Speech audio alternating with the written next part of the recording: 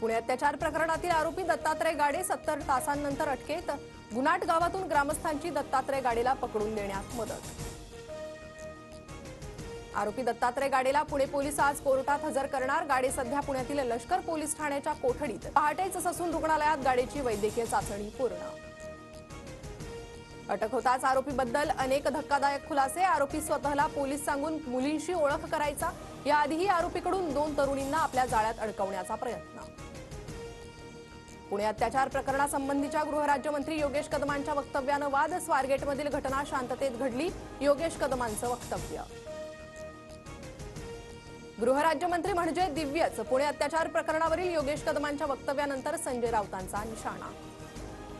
योगेश कदमांशी त्यांच्या वक्तव्याबाबत सविस्तर चर्चा करणार, उदय सामंत यांची प्रतिक्रिया।